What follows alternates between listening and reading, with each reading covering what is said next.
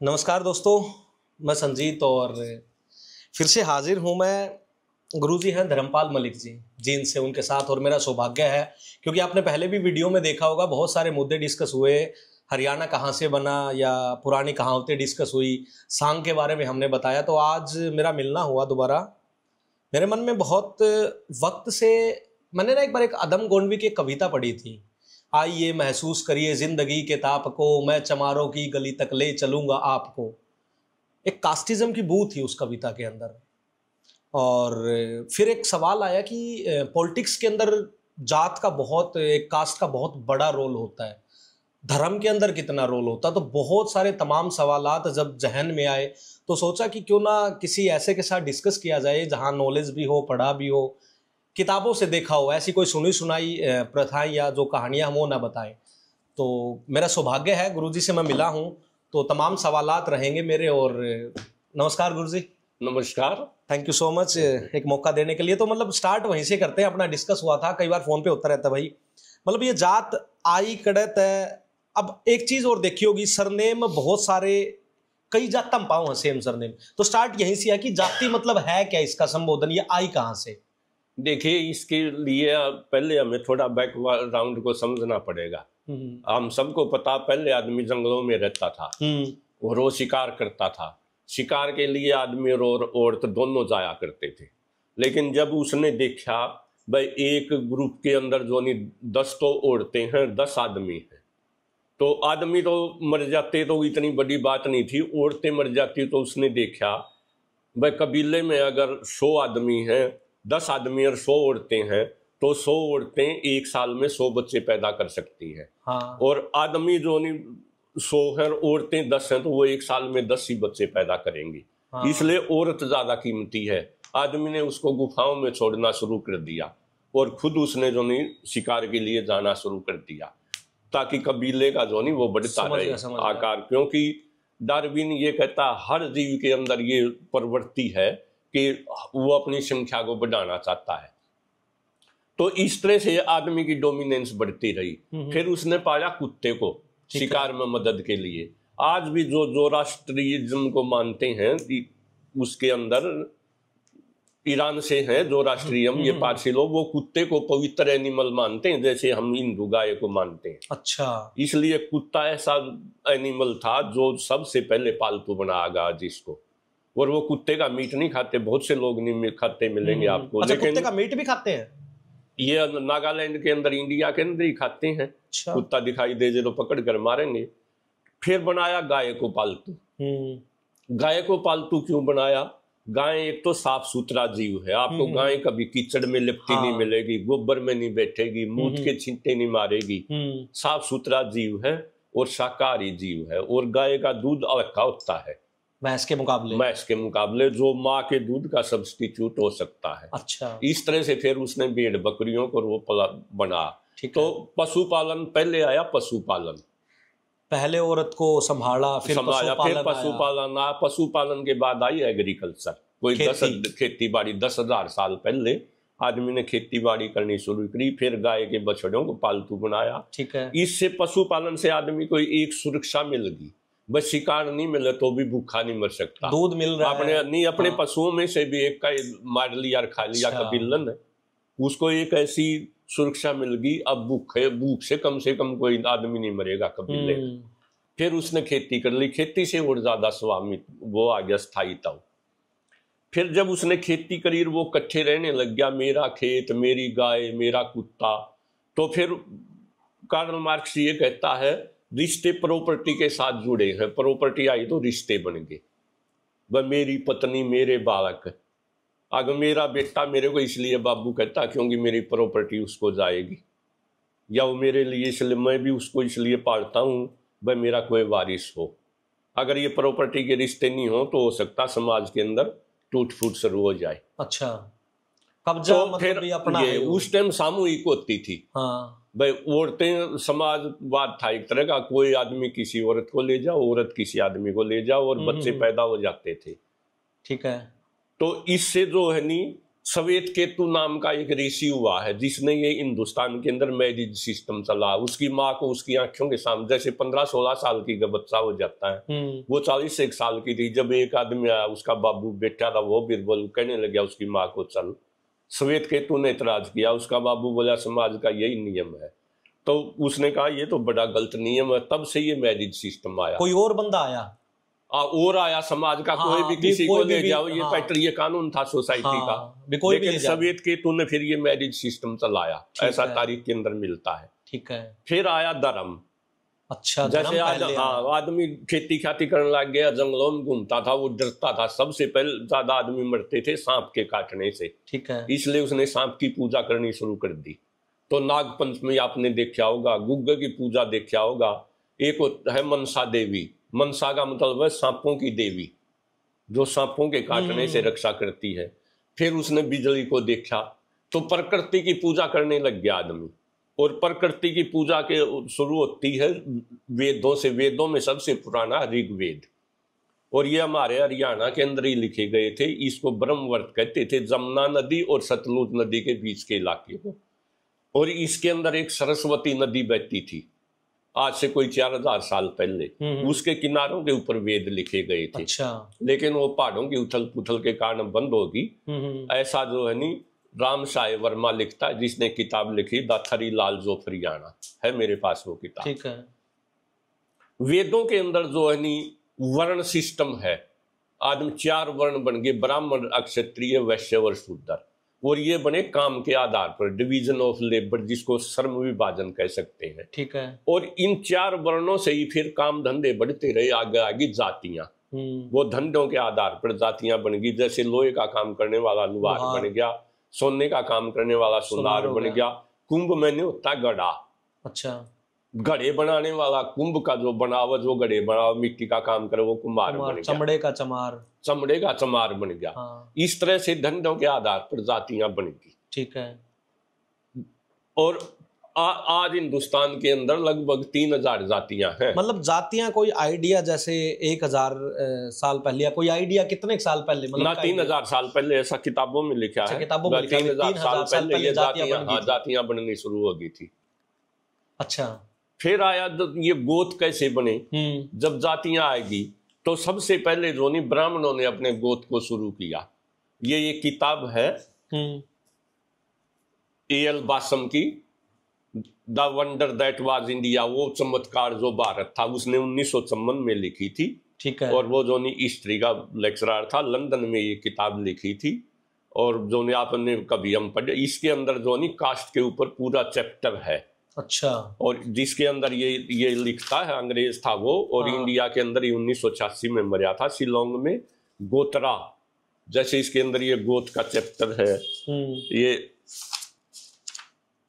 ये कास्ट के ऊपर है। इसी तरह अनटचेबिलिटी पर, छुआछूत के ऊपर है भाई, ये सब आएगा। ये अनटचेबिलिटी पर है भाई, ये जात, ये अनटच, छुआछूत, ये गोत कहाँ से आए। स्टार्ट तो मतलब स्टेप बाय स्टेप चलेंगे। सरनेम से आते हैं पहले भी, सरनेम कैसे बनाएगा। हाँ, तो इसके अंदर जो नहीं, ये साफ शब्दों में बासम लिखता है कि गोत्र जो है नी, वो सबसे पहले ब्राह्मणों ने अपनाए। The religious literature generally speaks of 7 or 8 primitive गोत्राज, दोज ऑफ कश्यप, वैश्य, वशिष्ठ और अगस्त्य, गौतम, भृगु, भारद्वाज, अत्रि और विश्वामित्र। ये इस तरह से 7 ऋषि थे, सप्तऋषि। उनके ऊपर जो नहीं ब्राह्मणों ने अपने गोत अपने पुरखों के नाम पर बना, जो नहीं उन्होंने रख लिए, अपने गोत सिस्टम बना दिया। ठीक है। इसलिए वो के हमारा पुरखा एक था। फिर आगे धंधों, फिर जातियां बदलती गई, जातियों की कैरेक्टरिस्टिक भी बदलती गई। जैसे आप साउथ इंडिया का जो नहीं ब्राह्मण देखोगे, वो कट्टर और प्योर शाकाहारी है। बंगाल का ब्राह्मण और कश्मीर का ब्राह्मण मीट खाता है। तो ये समय और परिस्थितियों के अनुसार उनकी कैरेक्टरिस्टिक बदलती गई। लेकिन हम मोटे तौर पर ये मानते हैं, 90% हिस्टोरियन तो ये मानते हैं, जिन लोगों का एक गोत है, चाहे वो किसी भी जाति के हैं, अलग अलग जातियों में अलग अलग गोत, एक ही गोत मिल जाता है। बहुत हैं। जैसे सरोआ गोत जाटों में भी है, चमारों में भी है, दूसरी जातियों में भी है। चौहान है, चौहान है, बहुत से गोत हैं ऐसे, यानी हाँ। 36 गोत मिलते हैं हाँ। हीरों के जाटों के। जैसे लांबा है, लांबा। हाँ वो चमारों में भी है, जाटों में भी, हीरों में भी है। तो इस तरह से जो है वो ये सिद्ध करता है इनका पुरखा एक था कोई। अच्छा। ब्राह्मणों के बाद जो फिर अक्षत्रियों ने भी जो इस गोत सिस्टम को अपना लिया। शुरू में उन्होंने 2 चीजें बनाई। हाँ। उन्होंने बनाया सूर्यवंशी और चंद्रवंशी। ठीक है। फिर कालहन ने एक किताब लिखी है राजतरंगिणी। राजतरंगिणी का मतलब है राजाओं की दरिया। उसके अंदर कश्मीर का हिसाब 1147 के अंदर उसने लिखी थी। उसमें वह राजपूतों के 36 गोत लिखता है, जिसमें 36 वंश थे। इसी तरह दोनों कुछ, ये तो 90% तो आए पुरखों के नाम पर। कुछ गोत ऐसे भी आए जो स्थान के नाम पर आए हैं। जैसे ओम प्रकाश चौटाला लिखता है, चौटाला का कोई भी आदमी चौटाला लिख सकता है। प्रकाश सिंह बादल जो पंजाब के चीफ मिनिस्टर है, उनका गोत जो नहीं वो ढिल्लो था, लेकिन बादल उनका गांव है। इसी प्रकार से प्रताप सिंह कैरो का गोत जो नहीं वो ढिल्लो था, कैरो गांव है। और इस बात की पुष्टि जो नहीं ये बहुत ही प्रसिद्ध किताब है कर्नल टोड की, राजस्थान की लिखी, वॉल्यूम 1 और वॉल्यूम 2 उसमें। अच्छा। तो उसके अंदर ये लिखता है कर्नल टोड पेज नंबर 71 के ऊपर कि भाई महाराणा प्रताप का गोत जो था नहीं वो सिसोदिया था। अच्छा। और सिसोदिया कहाँ से निकला? उससे पहले उनका गोत था गहलोत। अच्छा। लेकिन उसके एक पुरखे ने महूप जिसका नाम था, उसने सिसोदा नाम का एक गांव बसाया और सिसोदा से सिसोदिया बन गया। वास्तव में उसका गोत जो नहीं महाराणा प्रताप का गहलोत था। अच्छा। पहले गहलोत था, गहलोत से सिसोदिया निकला और सिसोदिया में से फिर आगे 24 गोत निकल गए ब्रांच से। उनकी ये लिस्ट दी गई है, गोत में से गोत निकलते रहे। तो ये कर्नल टाड जो उन्होंने 2 वॉल्यूम लिखे, वॉल्यूम 1 और वॉल्यूम 2। लेकिन एक सवाल, तो इससे ये सिद्ध होता है स्थान के नाम पर भी गोत बने, लेकिन वो 10% कह सकते हैं हम, ज्यादा पुरुषों के नाम पर है। तो ऐसा पढ़ने से ये आया गोत। अब आता है हम अनटचेबिलिटी, ये छुआछूत कैसे आ गया। धंधों के अंदर कुछ धंधे ऐसे थे जो निम्न वर्ग के थे, जैसे भंगी का था, सफाई, मरे हुए पर सफाई करने का। और जो मरे हुए पशुओं की जो वो खाल उतारना, तो वो नीचे धंधे समझे जाते थे। इसलिए उन धंधा जो लोग इस तरह का धंधा करते थे जो समाज में नीची दृष्टि से देखा जाता था, तो उन लोगों से आपस के अंदर वो रिश्ते खत्म हो गए। उनके शादियां करना या सहभोज करना, इकट्ठे खाना खाना, तो उससे जो है ये अनटचेबिलिटी आएगी, भाई वो एक दूसरे को छुआछूत करने लग गए। लेकिन आजकल जो छुआछूत जो देश आजाद हुआ, संविधान के अनुसार आर्टिकल 17 के अंदर ये साफ लिखा है इंडियन कॉन्स्टिट्यूशन के अंदर कि भाई छुआछूत को खत्म कर दिया गया है। ठीक है। और जो इसको खत्म कर, जो इसको नहीं मानेगा, छुआछूत करेगा, उसके ऊपर फिर लगता है SC ST act. SC ST। और आजकल तो मैं आपको एक बात बताऊं, पहले हम ये कहते थे, हरिजन कहते थे, और बहुत से चमार भाई भी अपने आप को ये बता करते थे कि क्या जाति है हरिजन। लेकिन 24/3/2017 को, 24 मार्च 2017 को, ये मेरे पास सुप्रीम कोर्ट का केस है।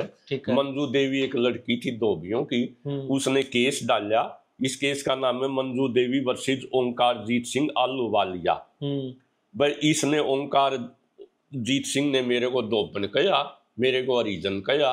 तो सुप्रीम कोर्ट ने 24/3/2017 को हरिजन शब्द कहने के ऊपर भी रोक लगा दी है, और हरिजन कहने पर भी ST और SC एक्ट लग सकता है। अच्छा।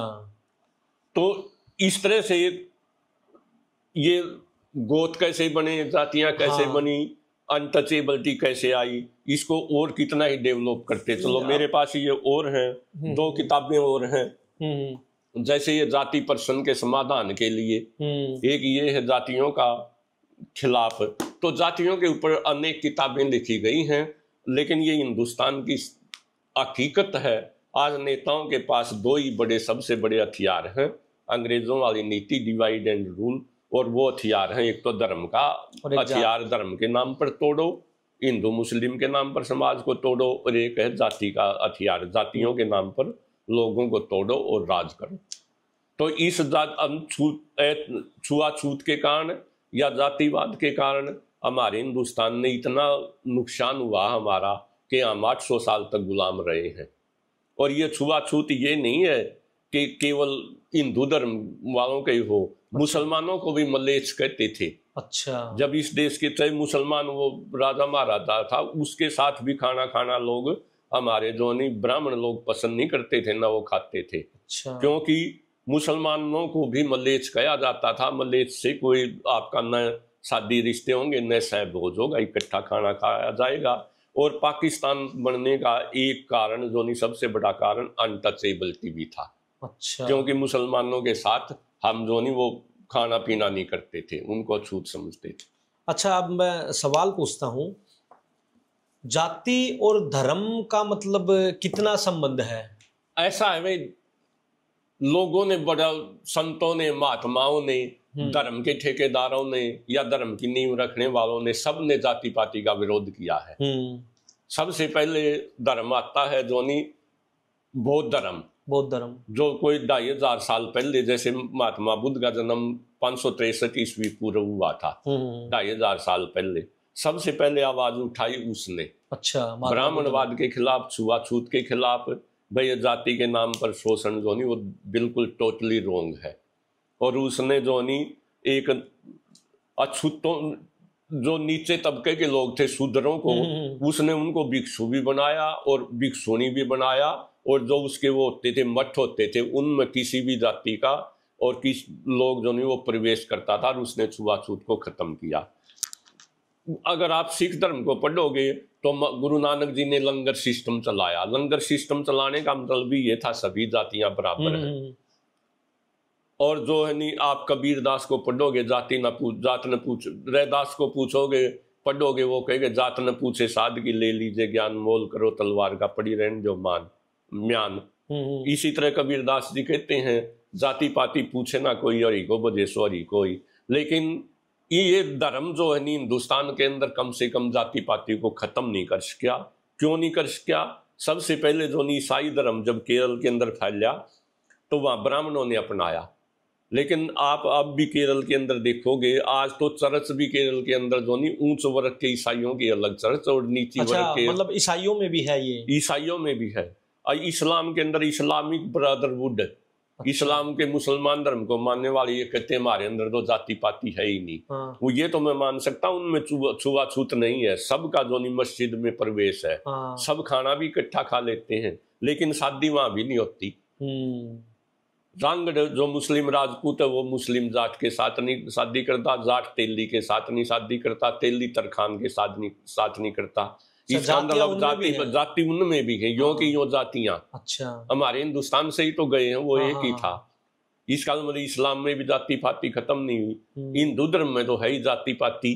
नहीं, धर्मों में क्या है जैसे मैंने तो जाति ये धर्म के ठेकेदार और धर्म जो नहीं, धर्म से मेरे हिसाब से जाति पाति खत्म नहीं हुई। अगर हिंदुस्तान में के अंदर आज सबसे कम ऐसा दौर है जिसमें जात पात तो आप नेताओं ने बढ़ा दिया, कास्टिज्म तो, लेकिन छुआछूत सबसे कम हुई है, लेकिन उसके केवल खंडरात बाकी है। अच्छा। जैसे ब्राह्मण जाट को का नहीं पिलाता, जाट चमार को नहीं पिलाता, चमार वाल्मीकि को का नहीं पिलाता, लेकिन वाल्मीकि भी अपनी मस्ती में मस्त है। वो कहता है मेरी ओक्ति मेरी मरोड़, चाहे मैं पीऊं चाहे दूं फोड़। अच्छा। तो हर आदमी जो नहीं, ये the wonder that was India, वो चमत्कार जो भारत था। इसमें एक बात और लिखता बासम कि ये सबसे बड़ा चमत्कार है हिंदुस्तान के अंदर, ऊंची जाति फिर उसके नीचे नीचे, लेकिन हर नीची जाति कितनी हो वो भी अपने से नीचे एक जाति ढूंढ लेती है। और अपनी जाति पर गर्व महसूस करती, ये सबसे बड़ा आश्चर्य है। कोई भी जाति हो अपने वो अपने से नीची जाति ढूंढ लेती है। The wonder that was India. नहीं, मैंने जो देखा है जैसे लंगर सिस्टम है, जातियां तो... लंगर सिस्टम है और वहां गुरुद्वारे में जाति पाति नहीं है। लेकिन अब आप ये देखोगे पंजाब के अंदर भी प्रैक्टिकल ऐसा मिल जाएगा, चाहे आपको 2-4 ही मिले। मजहबी सिखों ने अलग गुरुद्वारे बनाने शुरू कर दिए, सिख जाटों ने अलग गुरुद्वारे बनाने शुरू कर दिए। इसका मतलब ये सिख धर्म भी जाति पाति को खत्म नहीं कर सका, जबकि नानक जी का तो लंगर सिस्टम इकट्ठा था। जो तीसरे गुरु अमरदास जी हुए हैं, वो किसी से बात तब तक ही नहीं मिलते थे जब तक उसके लंगर में खाना नहीं खाए। अशोक दी ग्रेट, ये अकबर दी ग्रेट, अकबर कहते हैं जिसको मुगल बादशाह, हिंदुस्तान का सबसे बड़ा बादशाह था, अफगानिस्तान से लेकर बंगाल तक। वो वहां गया था। गुरु अमरदास जी ने यही कहा, मिलने से पहले पहले लंगर में खाना खाओ आप संगत के अंदर बैठ के, फिर बात करेंगे। अच्छा, फिर खाया खाना? हाँ खाया, अकबर ने वहां खाना भी खाया, उसने 500 बीघे जमीन भी दी। अच्छा। और लेकिन गुरु जी ने, अमरदास जी ने कहा नहीं, हम इस लेने देने से भेंट से ऊपर उठे हुए आदमी हैं। लेकिन अकबर ने कहा अब मैं ये जमीन तो वापिस नहीं लूंगा। तब उसने वो 100 एकड़ जमीन अमरदास जी की बेटी बानी देवी को दे दी, उसके नाम करवा दी। और बानी देवी के नाम का हस्बैंड था गुरु रामदास, जो सिखों के चौथे गुरु बने। और उसने उस 500 बीघे जमीन के अंदर 2 तालाब बनवाए, जिनको अमृत के तालाब कहते हैं। अच्छा। और उसी अमृत के तालाबों से, उन तालाबों के चारों तरफ शहर बस गया, उसका नाम अमृतसर है। ओके, तो ये वही जमीन है। लेकिन गुरु अमरदास ने जो नहीं, वो जाति पाति के खत्म करने के इतने हक में थे कि उन्होंने अकबर के ऊपर भी ये शर्त लगा दी थी, पहले संगत में बैठ के खाना खाओ। लेकिन जाति पाति फिर भी सिख धर्म से खत्म नहीं हुई। इसलिए मैं ये मानता हूं, अगर इस छुआछूत को खत्म करना है तो इसके लिए सबसे बेस्ट तो है इंटरकास्ट मैरिज। अच्छा। चौधरी चरण सिंह कहा करते थे कि सरकारी नौकरी केवल उसी को दो जो इंटरकास्ट मैरिज करे। अच्छा, चौधरी चरण सिंह? हाँ, चौधरी चरण सिंह का ये सपना था, लेकिन नहीं लागू हो सका। दूसरा जो नहीं कानून, तीसरा वेस्टर्न एजुकेशन, जो अच्छी एजुकेशन। अरे हम जो नहीं अंग्रेजों की बुराई तो कर देते रहते, अंग्रेजों ने ये किया, अंग्रेजों ने वो किया। सबसे पहले इस देश के अंदर को एजुकेशन और सरकारी स्कूल बनाए, उनमें 36 जाति का कोई भी बच्चा पढ़ सकता था। अंग्रेजों ने और वो इकट्ठे बैठते थे, जिससे छुआछूत कंट्रोल हुई। तो वेस्टर्न एजुकेशन या अच्छी एजुकेशन, इंटरकास्ट मैरिज, कानून, रिजर्वेशन, इनसे ही जो नहीं ये कास्ट सिस्टम खत्म हो सकता। और नेशनलिटी, राष्ट्रीयता, जब देश के ऊपर संकट आता है, जैसे मैंने 95 की बाढ़ के अंदर देखी, तो मेरे खेत में कोठा था, उसके ऊपर मैंने नेवला और सांप छत पर इकट्ठे बैठे देखे। दोनों दुश्मन है, दोनों एक दूसरे के दुश्मन है। जब देश के ऊपर 65 की लड़ाई, 71 की लड़ाई हमने देखी है, तो 36 जातियां देशभक्ति के नाम पर इकट्ठी हो जाती हैं। हाँ। इसलिए नेशनलिटी, राष्ट्रीयता, इंटरकास्ट मैरिज, अच्छी एजुकेशन और जो है नी ये कम्युनिकेशन के साधन, एक रेल में इकट्ठे यात्रा करना, बस में यात्रा करना, ये छुआछूत को तोड़ने के सबसे बड़े हथियार है। ठीक है। अगर मान लो एक ये है कि अगर जात खत्म हो जाए, ऐसा मतलब कभी सोचा है आपने? नहीं, जाते तो आप ये देखो केवल साउथ एशिया के अंदर है, इंडिया, पाकिस्तान, बांग्लादेश, नेपाल, भूटान, श्रीलंका। हाँ। और दुनिया में कहीं कास्ट जाति पाति है ही नहीं। ये तो केवल यहाँ हमारे दक्षिणी एशिया के अंदर है। अच्छा। बाकी तो गरीब और अमीर, गोरा और काला वर्ग तो है वहाँ। हाँ, श्वेत है, क्लास है, कास्ट नहीं है। अच्छा। ये कास्ट आया कहाँ से? जाति। वैसे तो हिंदुस्तान में जातियां तो पहले भी थी। हाँ। लेकिन कास्ट शब्द तो 16वीं सदी में पुर्तगाली ले आए हैं। अच्छा। कास्टा, CASTA, कास्टा का मतलब है नस्ल। अच्छा। उन्होंने यहाँ देखा भाई ये समाज जो नहीं यहाँ का तो बटा हुआ समाज है, डिवीजन है, तो उन्होंने इसको कास्टा कहा, मतलब कास्टा से कास्ट बन गया। अब बहुत से लोग आपको ये कहते मिलेंगे भाई जाति पाति कहाँ से आई? इस देश के मूल निवासी जो थे वो द्रविड़ थे। द्रविड़, हाँ, और आर्य बाहर से आए और आर्यों ने उनको जीत लिया, फिर उनको दास बना लिया। इसलिए समाज में 2 वर्ग हो गए, आर्य और अनार्य। या आप ये को जो गोरे थे आर्य वो तो जो शासक बन गए, और अनार्य थे जो यहाँ के द्रविड़ थे उनको छोटी जातियों में बदल दिया। 2 रंग हो गए, गोरा और काला। लेकिन इसके ऊपर भी बहुत ज्यादा आगे रिसर्च की जरूरत है। अच्छा। जहां तक मैंने स्टडी की है। क्यों जरूरत है? क्योंकि आप तमिलनाडु के अंदर जाओगे, वहां का ब्राह्मण भी काला है और वहां का दलित भी काला है। आप पंजाब के अंदर जाओगे, वहां का ब्राह्मण भी गोरा है और वहां का दलित भी गोरा है। तो इसका मतलब कहीं इसके ऊपर अभी और ज्यादा रिसर्च की जरूरत है। हाँ। दूसरा, हिस्ट्री के अंदर ये पढ़ाया जाता है कि आर्य लोग लंबे तकड़े थे, गोरे थे, और यहाँ के लोग जो नहीं वो द्रविड़ थे, वो ठिंगने रंग के थे, काले थे, चपटी नाक के थे। लेकिन अभी राखी गढ़ी गांव में खुदाई हुई है जो हड़प्पा कालीन सभ्यता है। वहां 2 अस्थि पिंजर मिले, एक तो 6.5 फुट का आदमी मिला, 6 फुट की औरत मिली।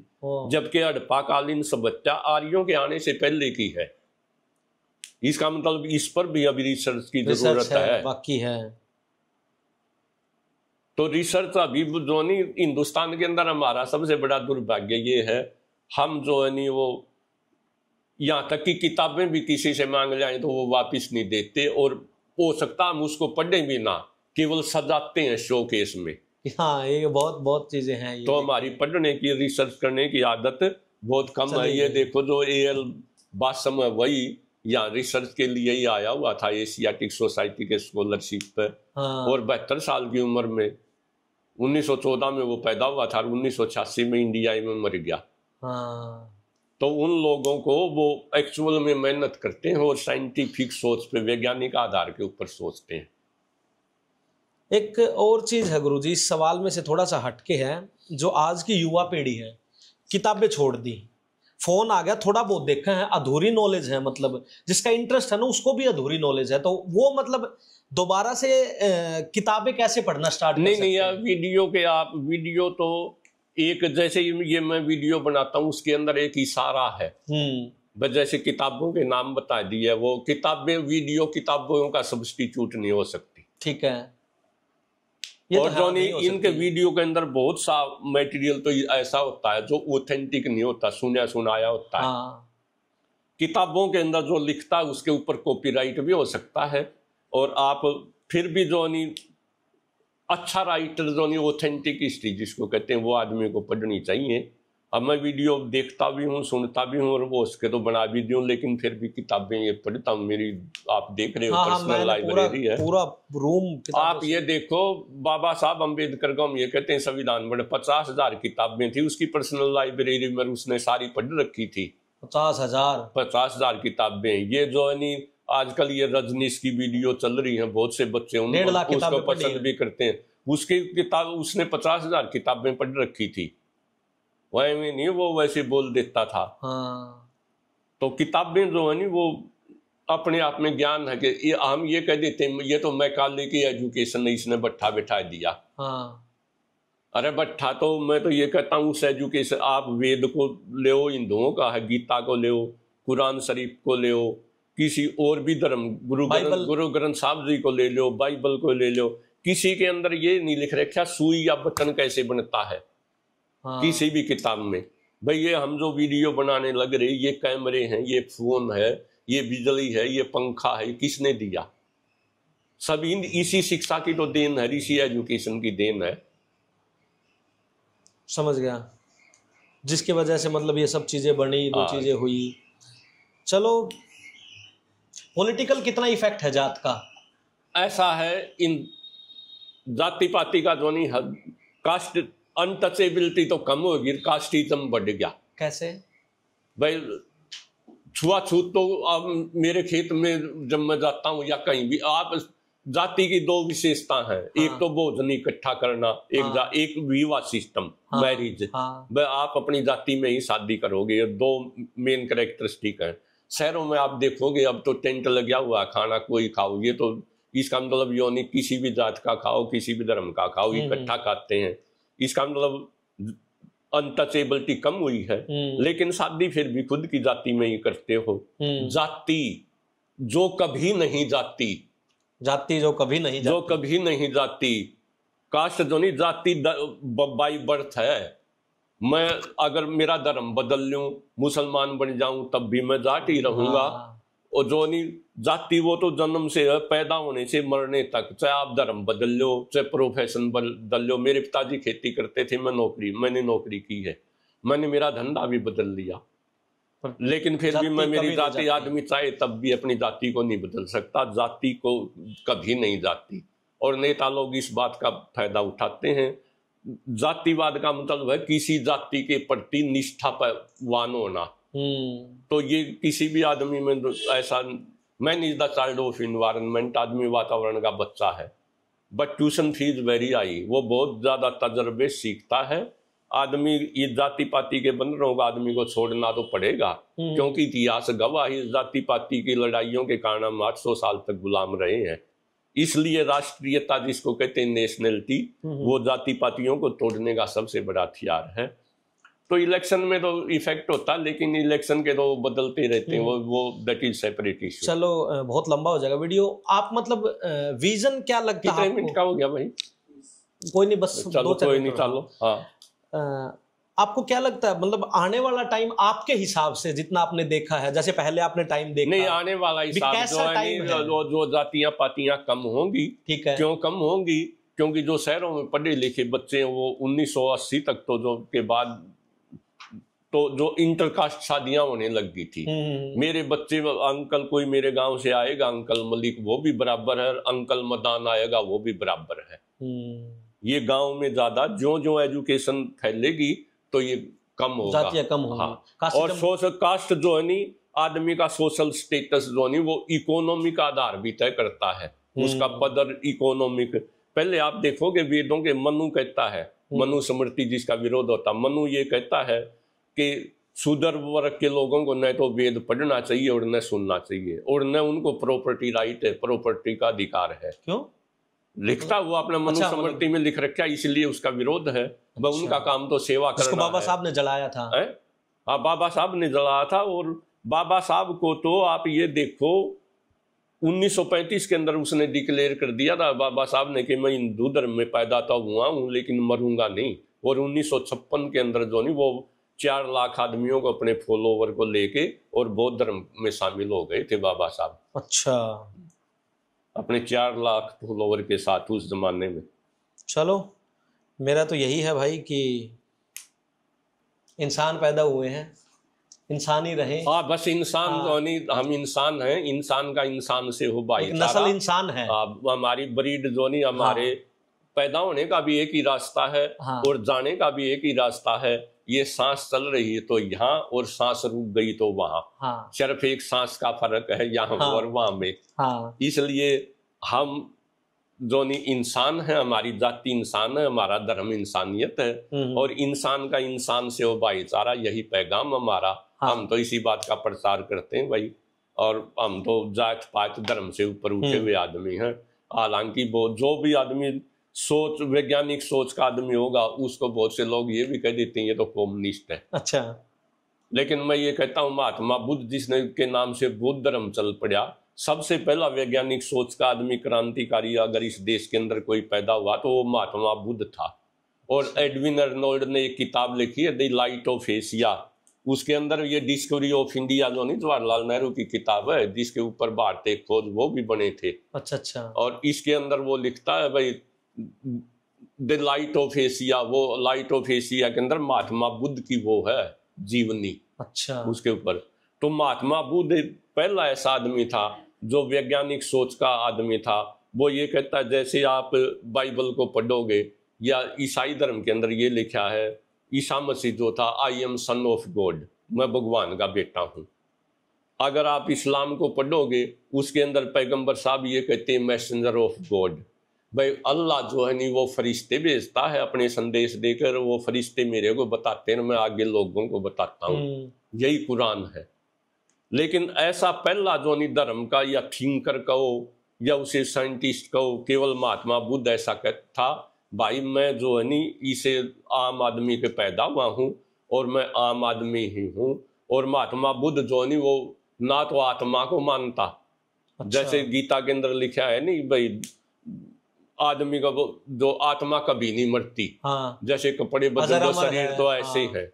और जो भगवान, लेकिन इसके अंदर बिल्कुल साफ शब्दों के अंदर डिस्कवरी ऑफ इंडिया के अंदर जवाहरलाल नेहरू जी लिखते हैं, ignorance of was the all, whether there is God और एन एब्सोल्यूट और not, he does not say, he neither एफर्म्स।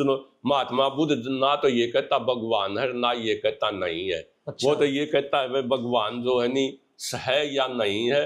जो ये कहता भगवान है वो भी वहीं खड़ा है, और जो ये कहता भगवान नहीं वो भी वहीं खड़ा है। इसलिए इसके टॉपिक के ऊपर बहस करना ही फजूल है। वो तो ये नहीं सिद्ध कर सकता भगवान है, वो ये नहीं सिद्ध कर सकता भगवान नहीं है। तो महात्मा बुद्ध कुल मिलाकर नहीं मानते, इसलिए बहुत से लोग उसको ये भी कह देते हैं कि वो नास्तिक था। महात्मा बुद्ध ने साफ शब्दों में लिखा, आत्मा नाम की कोई चीज नहीं होती। और महात्मा बुद्ध एक ऐसा संत हुआ है जो ये कहता है, ये भी डिस्कवरी ऑफ इंडिया के अंदर साफ शब्दों में लिखा है कि मेरी बात पर आप अंधविश्वास ना करो। बौद्ध धर्म जो नहीं, वो फेथ का, विश्वास का धर्म नहीं है, लॉजिक और रीजनिंग का धर्म है, तर्क के आधार पर धर्म है। जो वो ये कहता मेरी बात का भी आंख मूंद कर जो नहीं वो विश्वास मत करो, बल्कि उसको ऐसे परखो जैसे सोने की अग्नि में परीक्षा की जाती है। आपको लॉजिक और रीजनिंग के आधार के ऊपर अब बात सही लगे तो मानो, वरना मत मानो। अब आप ये आएंगे जैसे दलाई लामा है, लामा मैंने होता गुरु, धर्म गुरु, तो वो तिब्बत का बौद्ध धर्म का वो है, गुरु है। लेकिन इसको गुरु शिव को, गुरु गद्दी को भी महात्मा बुद्ध बिल्कुल नहीं मानते। जब वो मृत्यु सैया पे थे 80 वर्ष की आयु में, उनके शिष्यों ने पूछा जी कोई शिक्षा, उसने एक ही लाइन कही थी, अपने दीपक खुद बनो। वह अपना रास्ता खुद चुन लो, अपने दिमाग से चुन लो और अपने तजर्बे से चुन लो। उन्होंने जो मार्ग दिया, अष्ट प्रधान मार्ग, वो अपने तजर्बे के आधार पर दिया। और तभी एक कहावत है, experience is the best teacher but tuition fees very high. तजर्बा जिंदगी में बहुत बड़ी चीज है, लेकिन इसकी फीस बहुत ऊंची है, ये बहुत कुछ खोकर मिलता है। चलो और नहीं, उस पे अलग बनाएंगे, वीडियो लंबी हो जाएगी। तो भाई यही है, इंसान है, इंसान। हाँ, यही है भाई, गोद कैसे आए, जाति कैसे आई, अनटचेबिलिटी कैसे आई और अनटचेबिलिटी को कैसे खत्म किया जा सकता है। मोटी मोटी बातें थी ये। बाकी डिटेल में तो आपको ये किताबें पढ़नी पड़ेंगी भैया। नमस्कार।